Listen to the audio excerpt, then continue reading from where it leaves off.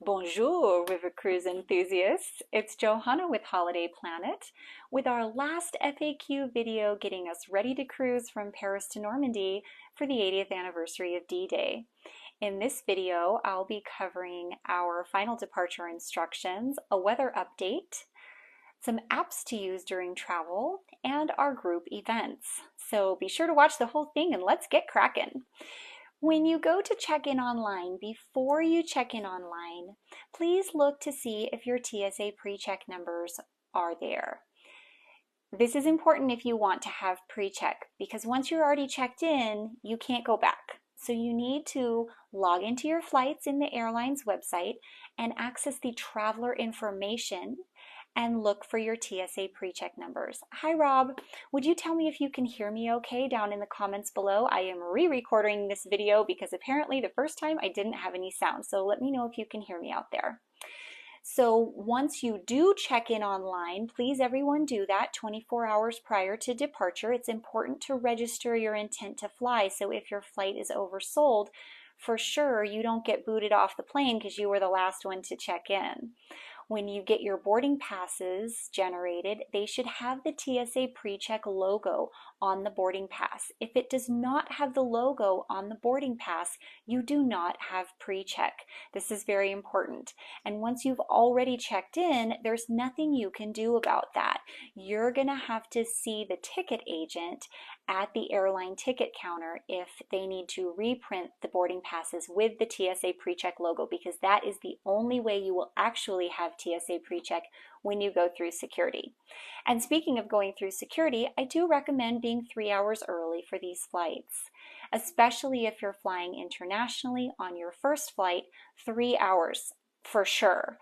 If your first leg is domestic, maybe you could be only 2 hours early, or maybe you want to split the difference and say 2.5 hours, but this is not the time to try to go less time than that. I had a colleague last week who was an hour and a half early for her domestic flight. She stood in line at the ticket counter for 30 minutes and they would not check her in when she got to the desk because it was less than an hour prior to boarding, even though she had been waiting in their line. So everything's backed up, everything's long lines. Much better to be there waiting at the gate for extra time than to cut it too close.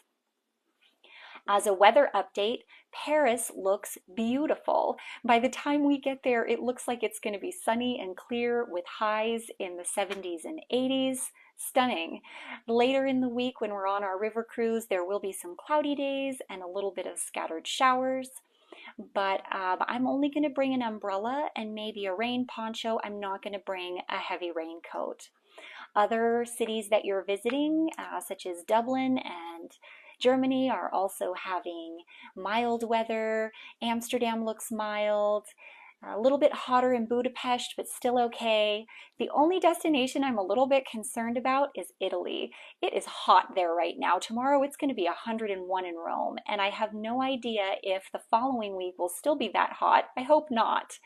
But in anticipation of hot weather, that's another good reason to bring an umbrella, because that can also be used as a parasol for a little bit of shade. Also, layering clothing and hats are important when it's hot to keep that really intense sun from burning your skin. Also, think about a wearable fan. If you search Amazon for wearable fan, you'll see that it looks like a set of headphones sitting around your neck, and it blows cool air up into your hair, and it is so refreshing, especially on a long day tour in the heat. Also, a bandana or a scarf that you can wet down with water from your water bottle or a drinking fountain can be a great thing to put around your neck to avoid heat exhaustion. And if all else fails, you just walk gelato shop to gelato shop and use that nice, cool, refreshing treat as a therapeutic. I've done it before, and I have a feeling I might be doing it again when we're in Italy. You're also going to see in the email that goes out with this video a blue sheet of our group's events.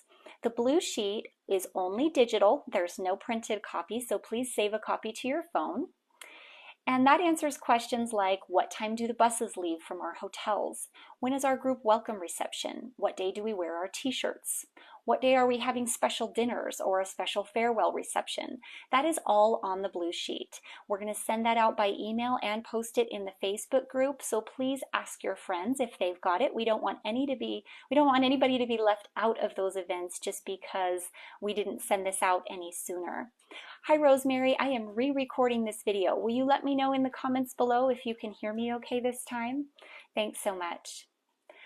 Also, in addition to the group events, which you want to have on your phone, there are a few more apps that may be helpful to you while you're traveling. We've already talked about the On the Waterways app and the WhatsApp for messaging. A couple more that are specific to Paris are the G7 app, which is their taxi app. Yay, you can hear me, I'm so glad. So this app works like Uber, but in Paris, G7 is their taxi app, and it's much more reliable, both in the quality of the rides and the reliability in terms of showing up on times and things like that. You want to get that G7 app and set up your account ahead of time, which is the same as signing up for the Uber app, but I think the G7 app is going to serve you better than Uber in Paris.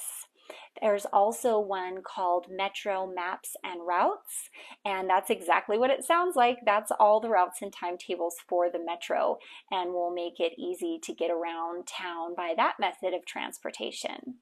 I also recommend Google Translate, and as a tip, if you download the language in advance, then you can use that language translation even offline. So even if you're walking around with no Wi-Fi, and your phone's not connected to the cell tower or anything, you can still use the translator app for the language that you've pre-downloaded.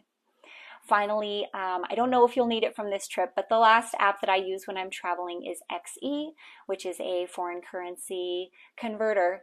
And right now the euro is so close to the dollar, I'm not sure that you would even need it, but that is the last app on my list that I like to use.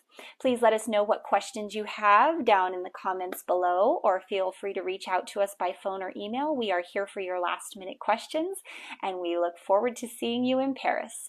Au revoir tout le monde. À bientôt!